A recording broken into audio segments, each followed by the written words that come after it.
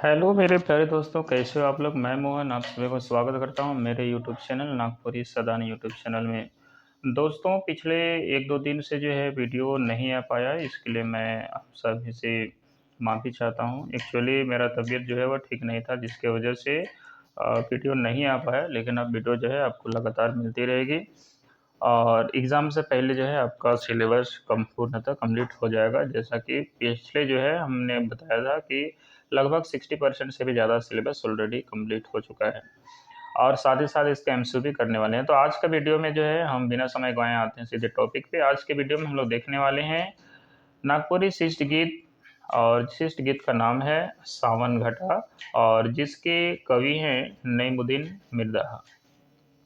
तो दोस्तों, आज का जो वीडियो है इसमें इसका कंप्लीट एमसीक्यू जो है आपके जैसे सामने दिखाई दे रहा है। मैं इस कंप्लीट एमसीक्यू को आपको तरीके से समझाऊंगा, और विथ कंप्लीट एक्सप्लेनेशन भी जो है हम लोग इसको देखेंगे। लेकिन इसका प्रश्न आंसर करने से पहले, चूँकि बहुत सारे लोग नए हैं, तो पहले हम इस गीत को जो है बिल्कुल अच्छी तरीके से हम आपको समझाते हैं, साथ ही साथ कवि के बारे में भी डिस्कस करते हैं, और फिर हम लोग आएंगे प्रश्नोत्तर। तो चलिए बढ़ते हैं आगे। तो दोस्तों, जैसा आप देख पा रहे हैं, सावन घटा ये हमारा नागपुरी शिष्ट गीत है, और इस नागपुरी शिष्ट गीत को हम आज जो है आपके सामने प्रस्तुत करने वाले हैं। बिल्कुल अच्छे तरीके से आप वीडियो पर बने रहें। और इससे पहले हम इनके जो कवि हैं नईमुद्दीन मिर्ज़ा, इनके बारे में थोड़ा सा देख लेते हैं। चूँकि कोई भी जो गीत है उनके कवि से भी प्रश्न आपसे पूछे जा सकते हैं, और इसलिए उनके बारे में भी जानना ज़रूरी है। तो सबसे पहले हम लोग आते हैं कवि के बारे में। तो जैसे देखिए, ये जो सावन घटा है, इनके कवि है नईमुद्दीन मिर्ज़ा, और नईमुद्दीन मिर्ज़ा आधुनिक नागपुरी कवि के एक प्रसिद्ध कवि और गायक हैं। तो आप जैसे देख पा रहे हैं, नईमुद्दीन मिर्ज़ा जो है एक आधुनिक नागपुरी कवि हैं, याद रखिएगा। और केवल कवि ही नहीं, एक यह गायक भी हैं। इनको दूसरी बात जो है याद रखना है, इनको विक्रमशिला विद्यापीठ से कवि रत्न की उपाधि मिली है। ठीक है, तो प्रश्न में आपसे पूछा जाएगा कि इनको कौन सी उपाधि मिली है, तो विक्रमशिला विद्यापीठ से इनको कवि रत्न की उपाधि मिली है। अगला जो मोस्ट इंपॉर्टेंट प्रश्न यहाँ से हो सकता है कि इनका जन्म कब हुआ था, तो इनका जन्म 14/6/1936 को, यानी कि 14 जून 1936 ईस्वी को इनका जन्म हुआ था। आगे देखते हैं इनके पिता के बारे में। तो इनके पिता का नाम शेख अमीर उद्दीन मिर्ज़ा और माता का नाम महंग बीबी था। इनका घर जो है वह बेड़ो के पास कादो जोरा में स्थित है। तो याद रखिएगा, इनका घर जो है वह कहाँ पर है, बेड़ो के पास स्थित है, कादो जोरा एक स्थान है, वहाँ पर इनका जन्म हुआ था। आगे है, इनकी जो शिक्षा जो है वह मैट्रिक तक ही हुई थी दोस्तों, और ये सरकारी कर्मचारी के पद पर थे, कार्यरत थे। बढ़ते हैं आगे। तो श्री मिर्ज़ा के बारे में जरा और आगे देखते हैं। श्री मिर्ज़ा पहले गज़ल, कव्वाली, भजन आदि लिखते गाते थे। ये भी प्रश्न आपको याद रखना है कि जो श्री मिर्ज़ा थे, नईमुद्दीन मिर्ज़ा, इनका जो है ये क्या-क्या लिखते थे, गाते थे, तो ये याद रखिएगा। ये पहले क्या करते थे, गज़ल लिखते थे, फिर कव्वाली और भजन इत्यादि लिखते और गाते दोनों थे। आगे प्रफुल्ल कुमार राय की संगति से, यानी उनके साथ रहने के कारण क्या हुआ, उन्होंने नागपुरी गीत में भी लिखना शुरू कर दिया। शुरू में तो ये क्या करते थे कि पहले गज़ल, कव्वाली, भजन इत्यादि लिखते गाते थे, लेकिन बाद में क्या होने लगा कि नागपुरी गीत भी लिखना गाना शुरू किए। किनकी संगति में आने से, प्रफुल्ल कुमार राय की संगति में आकर। इस इनसे जो है इनकी दूर दूर तक ख्याति और भी बढ़ गई, और इनके गीत 5 पुस्तिकाओं में प्रकाशित हुए। तो ये भी याद रखना है कि इनके जो गीत थे वह कितनी पुस्तिकाओं में प्रकाशित हुए। इनके गीत मुख्य रूप से 5 पुस्तिकाओं में प्रकाशित हुए। इतना ही नहीं, नागपुरी के पत्र पत्रिकाओं में भी जो है इनकी रचनाएं छपती रहती थीं। आगे है, सबसे इम्पोर्टेंट प्रश्न यहाँ से फिर बनेगा कि मंजूर पाइक इनकी नागपुरी कहानियों का संग्रह है। तो प्रश्न आपसे सीधे सीधे तौर पर पूछा जा सकता है कि मंजूर पाइक जो है वह किनका कहानी संग्रह है, या फिर निम्न में से क्या है। तो सबसे पहला तो बात है कि नागपुरी पाइक जो है वह कहानियों का संग्रह है, और ये किनके द्वारा लिखा गया है, तो ये नईमुद्दीन मिर्ज़ा के लिखा गया जो है वह नागपुरियों का जो कहानियों का संग्रह है वह है मंजूर पाइक। और आगे एक प्रश्न यहाँ से फिर बन सकता है कि इनके 74 यानी 74 गीत जो है अनेक रचनाएं नागपुरी संस्थान में अब भी उपलब्ध है। कितने? तो 74 गीत और अनेक रचनाएं जो है अब भी नागपुरी संस्थान में उपलब्ध है। तो दोस्तों ये हो गया नईमुद्दीन मिर्ज़ा के बारे में कुछ महत्वपूर्ण बातें। अब चलते हैं उनके द्वारा लिखे गए जो गीत हैं, शिष्ट गीत सावन घटा, इसके बारे में। तो सावन घटा ये गीत है।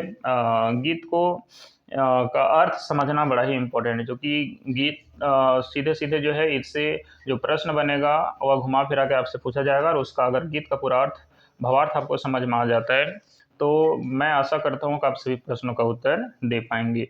तो चलिए मैं सबसे पहले तो इसको आपको प्रस्तुत करता हूँ, जैसे हमारा एक नया तरीका है बताने का कि हम पहले इसको आपको, यह गीत है तो एक बार गा करके हम आपको साथ में दिखाते हैं, और साथ में इसका संपूर्ण उत्तर भावार्थ जो है आपको हिंदी में भी हम बताते हैं। चलिए। ओहो हो रे गुया सावन घटा, घुमरी घुमरी परे छिटा गोय सावन घटा। ओहो हो रे गुया। तो दोस्तों आगे देखिए इसमें क्या है, गीत को देखिए। कहता है यहाँ पे ओहो हो रे गोया सावन घटा, घुमरी घुमरी छिटा गोई सावन घटा। उसके बाद धुन है। तो कवि कहते हैं यहाँ पे कि यहाँ पे जो श्रोतागण है उनको या फिर अपना गुईराम को जो है वह एक तरह से गीत के माध्यम से कह रहे हैं कि ओरे गोया सावन का घटा है, चारों ओर जो है सावन जो है क्या कर रहे हैं, सावन का घटा क्या बोलते हैं, जो बदरी जो है ऊपर ढांपल रहता है, चारों ओर बादल जो है काला बादल ढांपल रहता है, तो उसको बोलते हैं सावन का घटा। तो कवि यहाँ पे जो है गोईराम को या फिर श्रोतागण को क्या कह रहे हैं कि ओरे गोया सावन का घटा जो है चारों ओर है, और घूमर घूमर के जो है पानी मार रहा है, और जो है छींटा जो है पड़ रहा है। तो ये कहते हैं कि पानी मार रहा है, खुद सावन का घटा चारों ओर है, और घुमर घुमर के क्या कर रहा है, छींटा जो है पड़ रहा है, और कह रहे हैं कि ऐसा सावन का घटा है। आगे देखिए इसे में क्या कहता है, इसका सेकेंड पार्ट देखिए। गिड़ की बदरी जोर सुडे डरे जीवा मोर सावन घटा, गिड़ के बदरी जोर सुने डरे जीवा मोर सावन घटा, घुमरी घुमरी पड़े घुमरी घुमरी पड़े छीटा गो सावन घटा। तो फिर यहाँ पर इसका मतलब जो है ये हुआ, कवि कह रहे हैं कि घिड़के बदरी मतलब होता है जब सावन बादल जो है घिरे रहता है, चारों ओर बादल काला दिखाई देता है, और बदरी यानी कि बिजली जो है वह क्या कर रहा है, चमक रहा है। घिड़के बदरी मतलब होता है एक तरह से जो आकाशीय बिजली को हम लोग कह रहे हैं, तो घिड़के बदरी यानी आकाशीय बिजली जो है वह क्या कर रहा है, घिड़क रहा है, गड़गड़ा रहा है जोर से, और सुन के कवि का जीव जो है वह क्या कर रहा है, डर रहा है। तो कहते हैं कि खिड़के बदरी जोर, खिड़के बदरी जो है आकाशीय बिजली बहुत जोर से खिड़क रहा है, और सुन के जो है कवि का मन क्या कर रहा है, डर जा रहा है, और अपने वो गुराम को या फिर अपने श्रोतागण को बता रहे हैं इसको कि सुन के मेरा डर जीवा जो है डर जाता है, ऐसा सावन का घटा है। और घुमरी घुमरी परे छीटा, और जो है कवि को क्या हो रहा है कि वो कह रहा है कि घुमर घुमर के जो है पानी का छीटा जो है वह पड़ रहा है, ऐसा सावन का घटा है, ऐसा कवि बता रहे हैं। फिर आगे देखिए अगला पार्ट। आगे देखिए, चम चम चमकत दसो दिशा लौकत सावन घटा, चम चम चमकत दसो दिशा लौकत सावन घटा, घुमरी घुमरी परे छीटा गोय सावन घटा, बरखत झर झर खटा खड़ा रही और तरे सावन घटा, बरखत झर झर खड़ा रही और तरे सावन घटा, मारी घुमरी परे छीटा गई सावन घटा। देखिए फिर आगे कहते हैं, कहे नईम कविता बनाए, छवि हलक हलो न जाए सावन घटा। तो इस तरह से कवि जो है आगे यहाँ पे बताना चाह रहे हैं। देखिए क्या कर रहा है कि हम यहाँ तक तो बता ही चुके थे। घिड़के बदरी जोर ये तो हो गया था। देखिए आगे यहाँ से देखिए, चम चम चमकत दसों दिशा लौकत सावन घटा।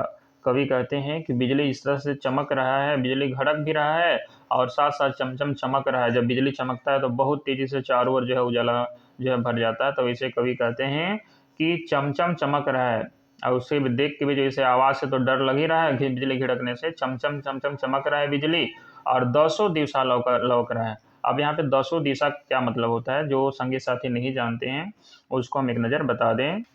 जैसा कि आप देख पा रहे हैं यहाँ पे कवि 10 दिशा के बारे में किस चीज़ का बात कर रहे हैं, कितने दिशा की बात किए हैं, तो 10 दिशाओं के बारे में बात किया है, जिसमें पूरब, पश्चिम, उत्तर, दक्षिण, ये तो सभी को पता है। ठीक है, इंग्लिश में हम लोग आपको क्या बोलते हैं, नॉर्थ ईस्ट होता है एक, नॉर्थ ईस्ट को उत्तर पूरब, जिसको नागपुरी में या फिर हिंदी भाषा में हम लोग क्या बोलते हैं, ईशान कोण।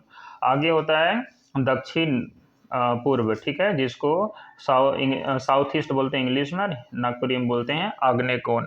और इस तरह से साउथ वेस्ट, जो कि जिसको हम लोग नैऋत्य कोण बोलते हैं, और एक होता है नॉर्थ वेस्ट, जिसको उत्तर पश्चिम, और नागपुरी में हम लोग या फिर हिंदी में क्या बोलेंगे, वायव्य कोण। ठीक है, इस तरह से 8 दिशा हो गया, 4 इधर और 4 इधर का 4 और इधर का ये 4, 8 हुआ।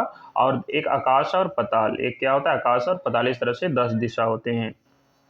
तो यहाँ तक बात आपको समझ में आई होगी। तो कवि जो है इन्हीं 10 दिशाओं के बारे में बात कर रहे हैं। ठीक है, और कहते हैं कि बिजली चम चम चमक रहा है और दसों दिशा जो है वो लौक रहा है। लौकना क्या मतलब होता है, देखिए दसों दिशा लौकत, लौकना का मतलब होता है चमकना। जब जो है बिजली चारों ओर चमकने लगता है तो जो है चारों दिशा में जो है प्रकाशमय हो जाता है, तो उसी को बोलते हैं लौकना। लौकना का मतलब एक प्रकार का चमकना ही होता है। तो चारों दिशा जो है वो बिजली से क्या होता है, प्रकाश से चमक उठता है। ऐसा सावन का घटा है, ऐसा कवि बता रहे हैं। फिर आगे देखिए क्या कह रहे हैं कि घुमरी घुमरी परे छिटा गोई सावन घटा। और फिर वही बात कहते हैं कि घुमर घुमर के जो है पानी छीटा मार रहा है, गोई ऐसा सावन का घटा है। ठीक है, आगे देखिए नेक्स्ट अगला पैराग्राफ इसमें क्या है। आगे कवि यहाँ पे कहते हैं कि बरखत झरझर खड़ा रही ओरितर सावन घटा, घुमरी घुमरी परे छिटा गोई सावन घटा। फिर आगे कवि कहते हैं कि बरखत, अब देखिए बरखत का क्या मतलब होता है, जो संगी साथी नहीं समझ रहे हैं उसको हम बता दें कि बरखत का मतलब जब बारिश होती है, यानी बारिश पड़ता है तो उसी को बोलते हैं बरखत। बरखत का मतलब होता है बारिश का पड़ना। तो बारिश जो है वो कैसे पड़ रहा है, झरझर झर। जब बहुत पानी बहुत तेजी से आता है तो फिर आवाज़ कैसा करता है, झरझर झरझर जो है पानी गिरने लगता है। तो उसी को कवि कह रहे हैं कि बरखत झरझर, क्या हो रहा है कि पानी जो है झरझर बरस रहा है। और कवि कहाँ खड़े हैं, खड़ा रही ओरी तरह। अब ओरी क्या होता है, देखिए हम भावार्थ नहीं लिखे हैं, लेकिन बिल्कुल लाइन बाय लाइन ऐसा बता रहे हैं कि आपको कहीं पर भी दिक्कत नहीं होना चाहिए। ठीक है, तो समझिए यहाँ पे खड़ा रही ओरी तरह। अब ओरी क्या होता है, यहाँ पे जो ओरी लिखा हुआ है, ये ओरी क्या होता है कि कोई भी घर होता है, ये मान लेते हैं अगर आपका ये घर है, ठीक है, और इस घर के बाहर में, चौखट के बाहर या घर के जस्ट बाहर में जो ऐसे एक्स्ट्रा आपका बचा हुआ रहता है ना, और वहाँ पे कोई खड़ा है तो ओरी कहलाता है। आप समझ में आ रहा होगा, यानी कि घर के जस्ट बाहर में जो थोड़ा सा रहने के लिए आपको बचता है तो उसी को हम लोग क्या बोलते हैं, ओरी बोलते हैं। तो क्या है, कवि ओरी के नीचे खड़े हैं, ओरी के तरे, तरे का मतलब होता है उसके नीचे, ओरी तर, यानी कि ओरी के नीचे क्या है, कवि खड़े हैं। अब बिजली चमक रहा है, पानी बहुत तेजी से आ रहा है और इससे जो है वह काफ़ी एक तरह से उनको डर भी लगता है, कोई किसी को भी डर लगता है। तो इसी को जो कवि अपने गीत के माध्यम से बता रहे हैं, बताने की कोशिश कर रहे हैं कि पानी क्या कर रहा है, बरखा जो है वह झरझर झरझर आ रहा है और कवि ओरी के तरह जो है खड़े हैं, और ऐसा सावन का घटा जो है वह है, ऐसा बता रहे हैं। और घुमर घुमर के क्या कर रहा है, छीटा कवि के पर पड़ रहा है, ऐसा जो है वह कवि बोल रहे हैं। ठीक है, चलिए आगे बढ़ते हैं। कहे नईम कविता बनाए, नईम यहाँ पे कहा गया है नईमुद्दीन मिर्धा, यानी कि कवि अपने आप को, जैसा कि हर कवि के कविता या गीत के अंत में कवि जो है अपना नाम डालते हैं, वैसे ही जो है यहाँ पे कवि नईमुद्दीन मिर्धा यहाँ पे अपना नाम डाले हैं। नईम, नईम का मतलब नईमुद्दीन मिर्धा। तो कवि नईमुद्दीन मिर्धा जो हैं वह क्या कर रहे हैं, कहे नैम कविता बनाया, कविता बनाए के, यानी यहाँ पे गीत, इसी को गीत कहा गया है, लिखा गया है। तो कवि जो है क्या कर रहे हैं कि इसी घटना को क्या कर रहे हैं, कविता बना करके जो है और बता रहे हैं। क्या बता रहे हैं, छवि हाल, क्या है, छवि हाल कहलो न जाए सावन घटा, घुमरी घुमरी पड़ी छिटा गोई सावन घटा। और कवि कह रहे हैं कि ऐसा स्थिति है यहाँ पर, ठीक है, और दिल ऐसा वहाँ पे डर रहा है और ऐसा सिचुएशन बना है। एक तो मनोरंजन भी है सावन घटा से लेकर के, कवि प्रश्न भी हो रहे हैं, लेकिन बादल जो है गरज रहा है, घिड़क रहा है, उससे कहीं ना कहीं उनका दिल भी जो है एक तरह से डरता है। तो इस तरह से कवि क्या कर रहे हैं कि छवि हाल कहलो न जाए, मतलब ऐसा स्थिति है कि वह हर बात को कभी नहीं नहीं सकते, ऐसा सिचुएशन है सावन का घटा। एक तरह से मनोरंजन दृश्य भी है, और साथ ही साथ जो है ये सिचुएशन ऐसा है कि पानी भी छींटा मार रहा है उनको, और बिजली के घड़कने और चमकने से जो है उनका जी भी डर रहा है। तो कहते हैं कि छवि हाल कहलो न जाए, ऐसा छवि है, ऐसा सिचुएशन है कि वह बात को कह भी नहीं पा रहे हैं, ऐसा सावन का घटा है, और घुमर घुमर के क्या कर रहा है, पानी का छींटा जो है पड़ रहा है। तो ये था जो दोस्तों कवि नईमुद्दीन मिर्ज़ा के द्वारा लिखा गया गीत सावन घटा। आपको कैसा लगा, ठीक है, आप बिल्कुल कमेंट कीजिए। एक चीज़ हम देखते हैं कि आप कमेंट जो है नहीं करते हैं। आप जैसा भी है अपना सुझाव जरूर दें, और साथ ही साथ सबसे बड़ी आप लोगों से ये रहती है कि आप लोग वीडियो को देखते हैं लेकिन शेयर नहीं करते हैं। दोस्तों, वीडियो को जितना हो सके शेयर कीजिए। अब जैसा हम पहले आपको बता चुके हैं, ज़्यादा से ज़्यादा वीडियो को शेयर करिएगा तो हमें मोटिवेशन मिलेगा, हम भी आपके लिए जो है इतना समय देते हैं, अपना समय काट करके। तो कृपया जो है आप ये काम करने में कंजूसी ना करें, वीडियो को जितना हो सके अवश्य शेयर करें, वीडियो को लाइक करें और सब्सक्राइब तो अवश्य करें। अब बढ़ते हैं, जैसा कि हम आपने कहा है कि इसका क्वेश्चन आंसर भी हम इसी वीडियो में लेंगे, तो बढ़ते हैं हम सीधे सीधे इसके प्रश्न उत्तर की ओर। अब हो जाइए रेडी प्रश्न उत्तर देने के लिए। तो जैसा कि आप देख पा रहे हैं प्रश्न उत्तर आपके सामने आ गया है। और दोस्तों, मैं आपको बता दूं कि इसका पीडीएफ जो है आपको फ्री कोर्स जो है ग्रुप में मिल जाएगा। और आज जो है पिछले कुछ दिनों से हम लोग क्या कर रहे हैं कि टेलीग्राम ग्रुप पर आपके लिए निःशुल्क क्विज भी उपलब्ध कराया जा रहा है। वहाँ पर आप पार्टिसिपेट करके जो है नागपुरी से रिलेटेड क्विज भी आप प्राप्त कर सकते हैं। क्विज मतलब वहाँ पे आप आसानी से जाकर टेस्ट दे सकते हैं नागपुरी के लिए। तो दोस्तों, आप बिना समय गंवाए हम सीधे सीधे आज के प्रश्न पर बढ़ते हैं। चलिए, पहला प्रश्न देखिए क्या है। सबसे पहले तो हम बता दें कि ये नागपुरी शिष्ट गीत है जिसका नाम है सावन घटा, और इन्हीं से रिलेटेड प्रश्न आज हम लोग देखने वाले हैं। तो पहला प्रश्न है, सावन घटा नीचे देवल में से काहे के।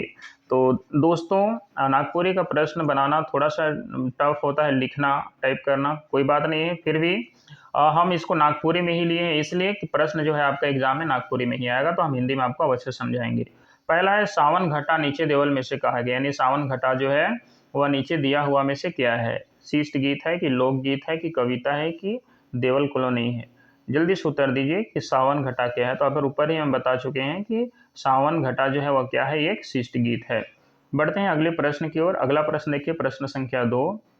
ये क्या कहता है कि नईमुद्दीन मिर्ज़ा कर लिखल गीत नीचे में से कौन है के। इसका मतलब हुआ कि नीचे जो दिया हुआ है ऑप्शन, उनमें से कौन सा जो है वह नईमुद्दीन मिर्ज़ा का लिखा हुआ गीत है। पहला ऑप्शन उमड़ी गगन घन घमंड, दूसरा ऑप्शन है संवत 65 साल, तीसरा है पोड़ियो बरखा ऋतु, पोड़िलो बरखा ऋतु, चौथा ऑप्शन है कि देवल शोभे, नईमुद्दीन मिर्ज़ा का ही लिखा हुआ है, और पांचवा ऑप्शन है ऊपर देवल कोनो नहीं। तो जल्दी से बताओ इसका सही उत्तर क्या है।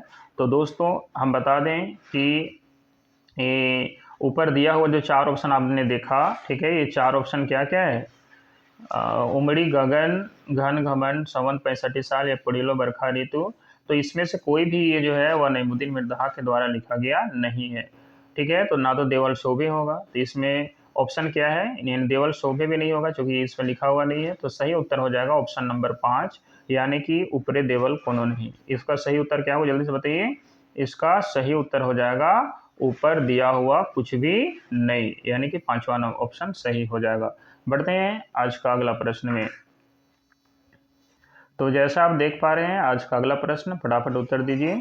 प्रश्न कहता है कि सावन घटा नामक गीत में बदरी घिड़के सुन के केकर जीवा डरा थे, ठीक है।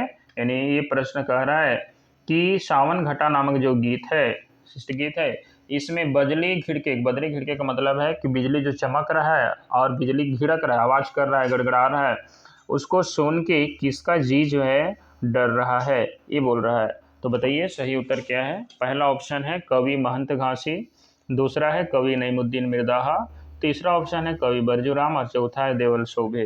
तो संगी साथी, जैसे आपका अभी गीत देखे तो आपको समझ में आ गया होगा, इसका सही उत्तर हो जाएगा कवि नईमुद्दीन मिर्दाहा। आइए अगला प्रश्न में, प्रश्न संख्या 4। ये देखिए क्या कहता है, प्रश्न संख्या 4 कहता है कि सावन घटा में, ध्यान समझिएगा, सावन घटा जो गीत है इसमें वर्षा कर पानी का तेर छिटा मारत है। वर्षा कर जो पानी है, बारिश कर जो पानी है, से का तेर कवि के छिटा मारत है। ऊपरे ऊपरे से छिटा पड़त है, यानी ऊपरे ऊपरे से छिटा पड़त है, कि घुमरी घुमरी के छिटा पड़त है, कि देवल दुयो, या फिर देवल कोनो नहीं। तो सही उत्तर का हुए। तो दोस्तों आप जैसा गीत में देखे भी थे, कवि क्या कर रहे हैं कि घुमर घुमर के छीटा पड़ रहा है, तो ऑप्शन दूसरा सही होगा।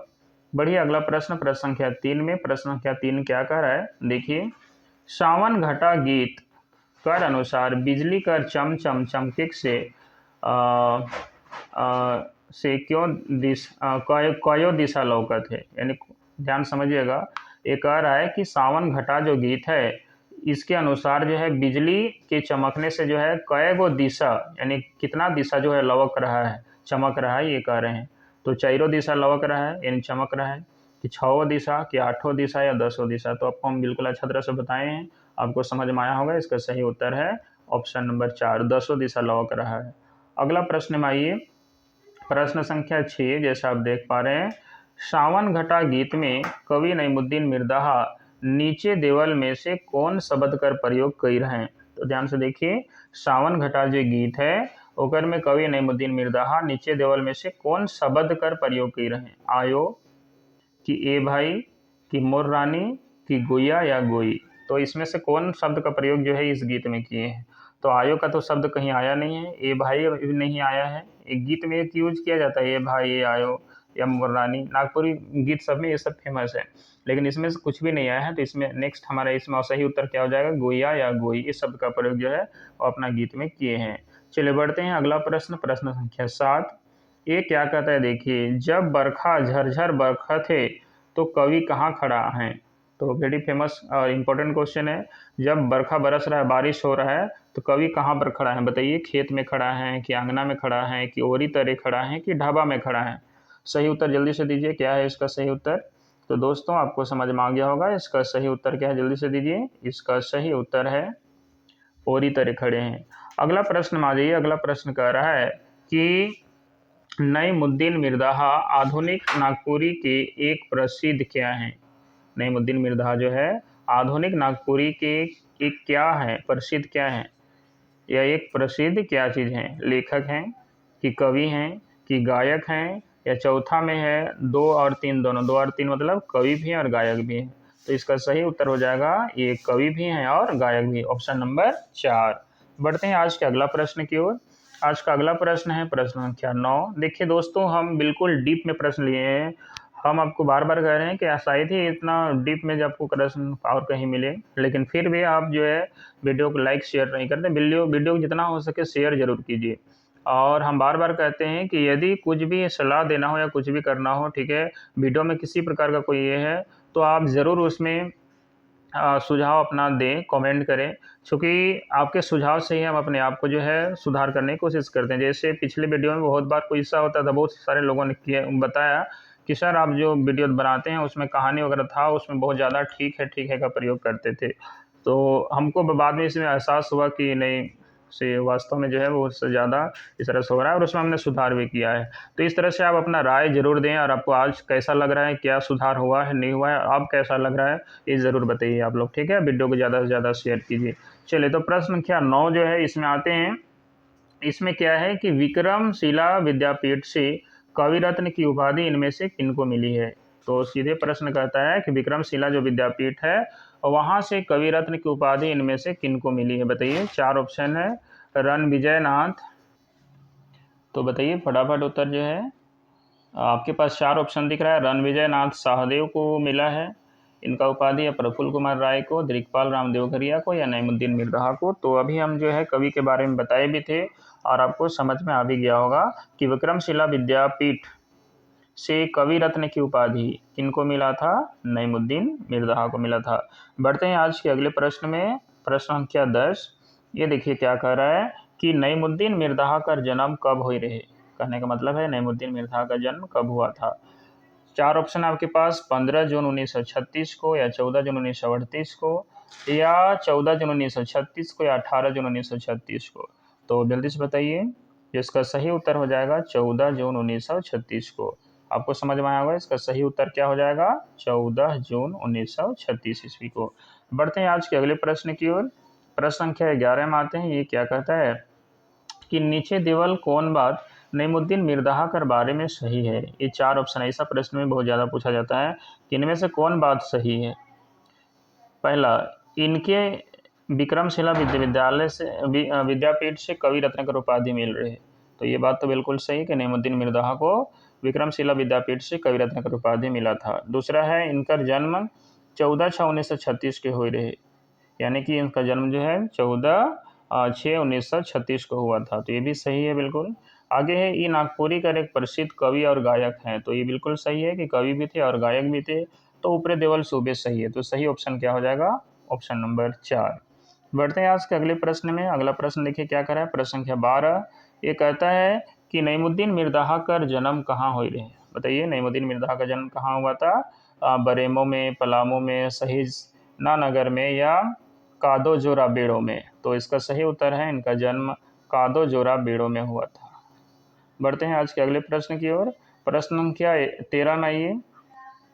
क्या कहता है कि श्री मिर्ज़ा यानी नईमुद्दीन मिर्ज़ा कर बारे में देवल का सही है। इनमें से कौन सा चीज़ सही है? पहला, ई पहले गजल लिखत और गावत रहे। तो ये बात तो सही है। आगे ई पहले कव्वाली लिखत और गावत रहे, ये भी सही है। भजन लिखत और गावत रहे, ये भी सही है। ऊपर देवल शोभे, यानी कि ऑप्शन नंबर 4 सही हो जाएगा, यानी कि ऊपर दिया हुआ सब सही है। समझ में आ गया। बढ़ते हैं अगला प्रश्न में। प्रश्न संख्या 14। प्रश्न संख्या 14 क्या कहता है कि कवि श्री मिर्ज़ा केकर संगति में आए के नागपुरी गीत के लिखे और गायक शुरू कर लें। ये भी वेरी इंपॉर्टेंट प्रश्न है कि कवि मिर्ज़ा जो है किसके संगति में आके नागपुरी गीत को लिखने और गाना शुरू किए। 4 ऑप्शन आपके पास है। पहला, सरदा प्रसाद शर्मा की संगति में, डॉक्टर बीपी केसरी के संगति में, प्रमोद कुमार राय के संगति में या प्रफुल्ल कुमार राय के संगति में। बताइए क्या सही है इसमें से। तो आप अगर देखे होंगे तो आपको समझ में आ गया होगा, इसमें सही उत्तर है प्रफुल्ल कुमार राय। चलते हैं अगले वीडियो प्रश्न में। अगला प्रश्न है 15वें। देखिए क्या कहता है कि कवि नईमुद्दीन मिर्ज़ा का गीत कै गो पुस्तिका में छपलक। बताइए 4 गो पुस्तिका में कि 5 गो कि 6 गो या 12 गो। इसका सही उत्तर क्या हो जाएगा? 5। बढ़ते हैं अगले प्रश्न में। देखिए हम ज़्यादा एक्सप्लेनेशन इसलिए नहीं दे रहे हैं कि हम सारा चीज़ को अच्छा से एक्सप्लेन कर चुके हैं।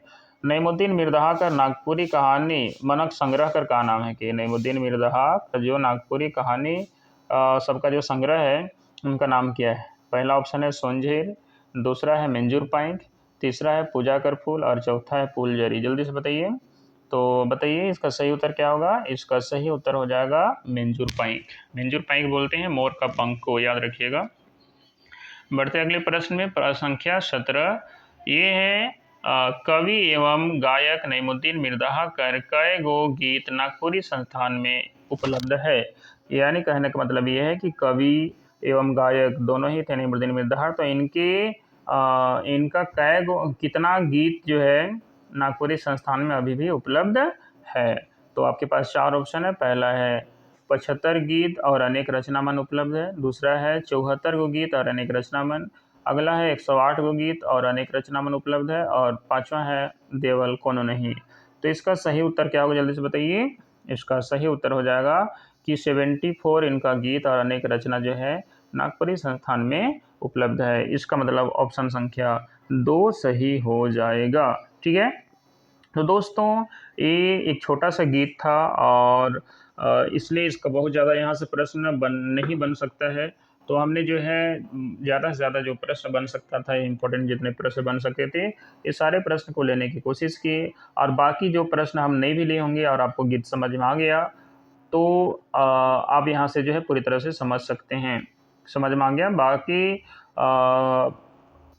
कहाँ क्या बोलते हैं, कवि के बारे में भी हमने बता दिया है, और कुछ अगर एक्स्ट्रा आपको नोट्स करना हो तो आप वीडियो को पॉज करके वहाँ से भी आप अपने से भी कुछ प्रश्नों को नोट्स कर सकते हैं, या कुछ इंपॉर्टेंट बिंदु को आप नोट कर सकते हैं। जैसा हम आपको बता दें आप क्या क्या नोट कर सकते हैं। यहाँ पर आप ये नोट कर सकते हैं कि नेमुद्दीन मिर्ज़ा का माता पिता का नाम क्या था, इस तरह से उनका कब तक उनका शिक्षा कहाँ तक हुई, इस तरह के कुछ ऐसे महत्वपूर्ण बिंदु हैं जिनको हमने छोड़ दिया है। तो यही होता है कि वीडियो में हर चीज़ को लेना संभव नहीं है। तो आपने वीडियो को हम अच्छी तरह से समझा दें, आपका काम है कि आप क्या करें, वीडियो में जो भी छोटी-बड़ी चीज़ घट जाती है, उसको आप अपने से पूरा करने की कोशिश करें। बाकी ये वीडियो कैसा लगा आप ज़रूर कमेंट करें, वीडियो को लाइक, सब्सक्राइब करना दोस्तों बिल्कुल भी ना भूलें। और इसका पीडीएफ जो है आपको ग्रुप में मिल जाएगा, आप टेलीग्राम ग्रुप से जुड़ें। टेलीग्राम ग्रुप में जुड़ने के लिए आपको क्या करना है कि आपको लिखना है नागपुरी सादानी। क्या लिखना है? नागपुरी सादानी और _1 2 3, ठीक है। या फिर आपका जो है थंबनेल है वहाँ पर आपको खास तौर पे दिख रहा है, आप वहाँ पे जो है यूज करके और सीधे आप जुड़ सकते हैं, या फिर नीचे आपको लिंक भी मिल जाएगा, आप वहाँ से जुड़िए। मिलते हैं अगले वीडियो में दोस्तों, तब तक के लिए धन्यवाद। जय हिंद, जय झारखंड।